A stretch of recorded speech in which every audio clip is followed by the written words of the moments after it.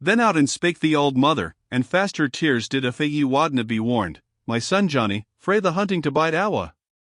Old Ballad. When he entered the cottage, Morton perceived that the old hostess had spoken truth. The inside of the hut belied its outward appearance, and was neat, and even comfortable, especially the inner apartment, in which the hostess informed her guest that he was to sup and sleep. Refreshments were placed before him such as the little inn afforded, and though he had small occasion for them, he accepted the offer, as the means of maintaining some discourse with the landlady. Notwithstanding her blindness, she was assiduous in her attendance, and seemed, by a sort of instinct, to find her way to what she wanted.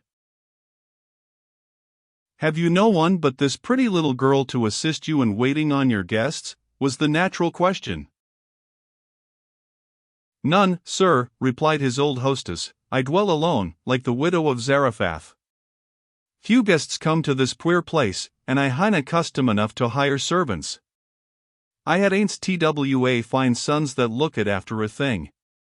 But God gives and takes away, his name be praised," she continued, turning her clouded eyes towards heaven. "I was aince better off, that is, war-idly speaking, even since I lost them, but that was before this last change." "Indeed," said Morton, "and yet you are a Presbyterian, my good mother?" "I am, sir, praised be the light that showed me the right way," replied the landlady. "Then I should have thought," continued the guest, "the revolution would have brought you nothing but good." "If," said the old woman, "it has brought the land good, and freedom of worship to tender consciences, it's little matter what it has brought to a poor blind worm like me." "Still," replied Morton, "I cannot see how it could possibly injure you." "It's a lang story, sir," answered his hostess, with a sigh. "But ae night, 6 weeks or thereby afore Bothwell Brig, a young gentleman stopped at this puir cottage, stiff and bloody with wounds, pale, and do not why riding, and his horses aye weary he couldna drag ae foot after the other, and his foes were close ahind him, and he was ane o' our enemies. What could I do, sir? You that's a sodger will think me but a silly old wife, but I fed him, and relieved him, and keepit him hidden till the pursuit was o'er." "And who," said Morton, "dares disapprove of your having done so?" "I kenna," answered the blind woman. "I gat ill will about it amang some o' our ain folk. They said I should hae been to him what Jael was to Sisera. But will I what I had nae divine command to shed blood, and to save it was baith like a woman and a Christian. And then they said I wanted natural affection, to relieve ane that belanged to the band that murdered my twa sons." "That murdered your 2 sons?" "Aye, sir, though maybe ye'll gie their deaths another name. The tane fell wi sword in hand, fighting for a broken national covenant. The tother, they took him and shot him dead on the green before his mother's face.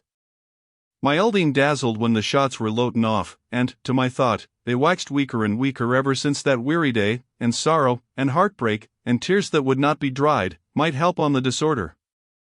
But, alas! Betraying Lord Evandale's young blood to his enemy's sword wad ne'er hae brought my Ninian and Johnny alive again." "Lord Evandale," said Morton, in surprise. "Was it Lord Evandale whose life you saved?" "In troth, even his," she replied. "And kind he was to me after, and gie me a cow and calf, malt, meal, and siller, and none durst steer me when he was in power.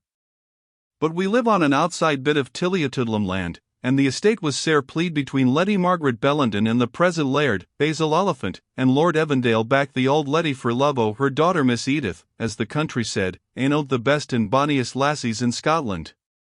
But they behoved to Gie way, and Basil gat the castle and land, and on the back o' that came the revolution, and wad it turn coat faster than the laird? For he said he had been a true Whig at the time, and turned Papist only for fashion's sake. And then he got favour, and Lord Evandale's head was under water, for he was ower proud in Monfort to bend to every blast o' wind, though mony a ane may ken as weel as me that be his ain principles as they might, he was nae ill friend to our folk when he could protect us, and far kinder than Basil Oliphant, that I keep it the cobble head down the stream. But he was set by and ill looked on, and his word ne'er asked, and then Basil, was a revengeful man, set himself to vex him in his shapes, and especially by oppressing and despoiling the old blind widow, Bessie McClure, that saved Lord Evandale's life, and that he was sae kind to. But he's mista'en if that's his end, for it will be langer Lord Evandale hears a word frae me about the selling my kye for rent or ere it was due, or the putting the dragoons on me when the country's quiet, or anything else that will vex him. I can bear my ain burden patiently, and world's loss is the least part o't. Astonished and interested at this picture of patient, grateful, and high-minded resignation, Morton could not help bestowing an execration upon the poor-spirited rascal who had taken such a dastardly course of vengeance. "Dinna curse him, sir," said the old woman. "I have heard a good man say that a curse was like a stone flung up to the heavens, and maist like to return on the head that sent it. But if ye ken Lord Evandale, bid him look to himsel', for I hear strange words pass atween the sodgers that are lying here, and his name is often mentioned, and the tane o' them has been twice up at Tilliotudlum. He's a kind of favourite wi' the laird, though he was in former times ane o' the maist cruel oppressors ever rade through a country, outtaken Sergeant Bothwell, they see him Inglis. I have the deepest interest in Lord Evandale's safety," said Morton, "and you may depend on my finding some mode to apprise him of these suspicious circumstances. And, in return, my good friend, will you indulge me with another question? Do you know anything of Quentin Mackle of Iron Grey?" "Do I know whom?" echoed the blind woman, in a tone of great surprise and alarm. "Quentin Mackle of Iron Grey," repeated Morton. "Is there anything so alarming in the sound of that name?" "Na," answered the woman, with hesitation, "but to hear him asked after by a stranger and a sodger, good protect us, what mischief is to come next?" "None by my means, I assure you," said Morton. "The subject of my inquiry has nothing to fear from me if, as I suppose, this Quentin Mackle is the same with John Ball. "Do not mention his name," said the widow, pressing his lips with her fingers. "I see you have his secret and his password, and I'll be free wi' you. But, for God's sake, speak loud and low. In the name of heaven, I trust ye seek him not to his hurt. Ye said ye were a sodger?" "I said truly, but one he has nothing to fear from. I commanded a party at Bothwell Bridge." "Indeed," said the woman. "And verily there is something in your voice I can trust. Ye speak prompt and readily, and like an honest man." "I trust one am so," said Morton. "But nae displeasure to you, sir, in they waefu times," continued Mrs. McClure, "the hand of brother is against brother, and he fears as mickle almost frae this government as e'er he did frae the old persecutors." "Indeed," said Morton, in a tone of inquiry, "I was not aware of that. But I am only just now returned from abroad." "I'll tell ye," said the blind woman, first assuming an attitude of listening that showed how effectually her powers of collecting intelligence had been transferred from the eye to the ear, for, instead of casting a glance of circumspection around, she stooped her face, and turned her head slowly around, in such a manner as to ensure that there was not the slightest sound stirring in the neighborhood, and then continued, "I'll tell ye.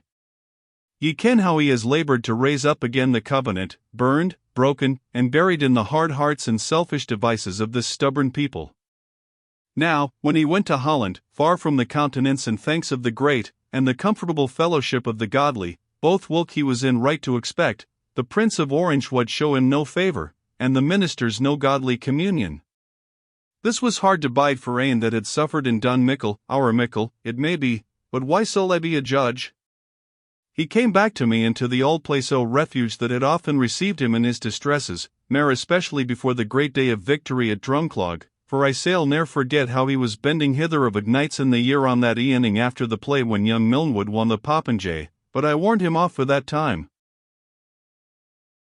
"What," exclaimed Morton, "it was you that sat in your red cloak by the high road, and told him there was a lion in the path?"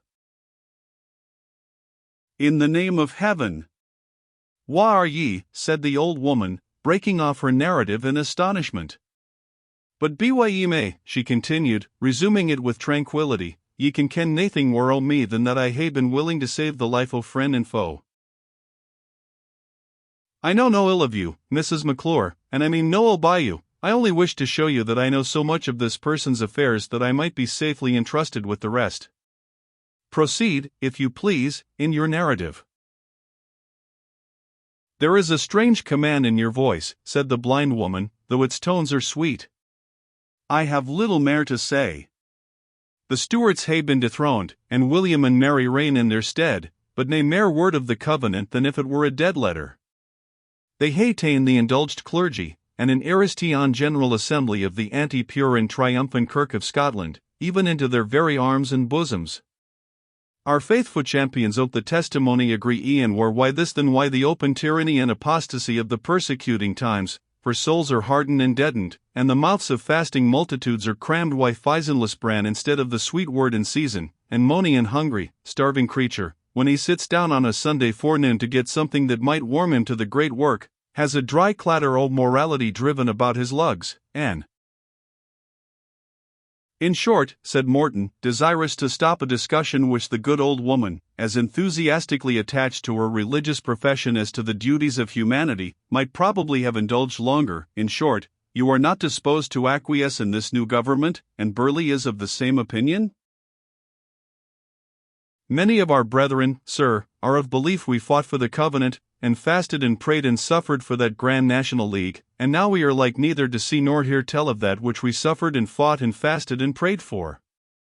And aince it was thought something might be made by bringing back the old family on a new bargain and a new bottom, as, after when King James went awa, I understand the great quarrel of the English against him was in behalf of 7 unhallowed prelates, and to say, though a part of our people were free to join why the present model, and levied an armed regiment under the Earl of Angus, yet our honest friend, and others that stood up for purity of doctrine and freedom of conscience, were determined to hear the breath o' the Jacobites before they took part again them, fearing to fa to the ground like a wall built with unslaked mortar, or from sitting between twa stools. They chose an odd quarter, said Morton, from which to expect freedom of conscience and purity of doctrine. Oh, dear sir, said the landlady, the natural dayspring rises in the east, but the spiritual dayspring may rise in the north, for what we blinded mortals can. And Burleigh went to the north to seek it, replied the guest. Truly I, sir, and he saw Claveressy himsel, that they see a Dundee now. What, exclaimed Morton, in amazement, I would have sworn that meeting would have been the last of one of their lives. Nah, sir, in troubled times, as I understand, said Mrs. McClure, there's sudden changes. Montgomery and Ferguson and mony ane mair that were King James's greatest fays are on his side now. Claveressy spake our friend fair, and sent him to consult with Lord Evandale. But then there was a break-off, for Lord Evandale wadna look at, hear, or speak why him, and now he's aince wood and I war, and roars for revenge again Lord Evandale, and will hear not of anything but burn and slay. And oh, they starts o' passion. They unsettle his mind, and the enemy sare advantages. The enemy, said Morton, what enemy? What enemy? Are ye acquainted familiarly why John Balfour o' Burleigh, and dinna ken that he has had sair and frequent combats to sustain against the evil one? Did ye ever see him alone but the Bible was in his hand, and the drawn sword on his knee? Did ye never sleep in the same room wi' him, and hear him strive in his dreams with the delusions of Satan? Oh, ye ken little o' him if ye have seen him only in fair daylight, for nae man can put the face upon his doleful visits and strifes that he can do. I hae seen him, after sic a strife of agony, tremble that an infant might hae held him, while the hair on his brow was drapping as fast as ever my puir thatched roof did in a heavy rain. As she spoke, Morton began to recollect the appearance of Burleigh during his sleep in the hayloft at Milnwood, the report of Cuddy that his senses had become impaired, and some whispers current among the Cameronians, who boasted frequently of Burleigh's soul exercises and his strifes with the foul fiend, which several circumstances led him to conclude that this man himself was a victim to those delusions, though his mind, naturally acute and forcible, not only disguised his superstition from those in whose opinion it might have discredited his judgment, but by exerting such a force as is said to be proper to those afflicted with epilepsy, could postpone the fits which it occasioned until he was either freed from superintendence, or surrounded by such as held him more highly on account of these visitations. It was natural to suppose, and could easily be inferred from the narrative of Mrs. McClure, that disappointed ambition, wrecked hopes, and the downfall of the party which he had served with such desperate fidelity, were likely to aggravate enthusiasm into temporary insanity. It was, indeed, no uncommon circumstance in those singular times that men like Sir Harry Vane, Harrison, Overton, and others, themselves slaves to the wildest and most enthusiastic dreams, could, when mingling with the world, conduct themselves not only with good sense in difficulties, and courage in dangers, but with the most acute sagacity and determined valor. The subsequent part of Mrs. McClure's information confirmed Morton in these impressions. "In the grey of the morning," she said, "my little Peggy sail show ye the gate to him before the sodgers are up. But ye maun let his hour of danger, as he sees it, be hour, afore ye venture on him in his place of refuge. Peggy will tell ye when to venture in. She kens his ways will, for while she carries him some little helps that he canna do without to sustain life." "And in what retreat, then," said Morton, "has this unfortunate person found refuge?" "An awesome place," answered the blind woman, "as ever living creature took refuge in, they see at the Black Linn of Linklater. It's a doleful place, but he loves it abune others, because he has often been in safe hiding there, and it's my belief he prefers it to a tapestried chamber and a down bed. But ye'll see tea. I hae seen it mony a day sign. I was a daft hempie lassie then, and little thought what was to come out. Wad ye choose onything, sir, ere ye betake yoursel to your rest, for ye maun stir why the first dawn o' the grey light?" "Nothing more, my good mother," said Morton, and they parted for the evening. Morton recommended himself to heaven, threw himself on the bed, heard, between sleeping and waking, the trampling of the dragoon horses at the riders' return from their patrol, and then slept soundly after such painful agitation.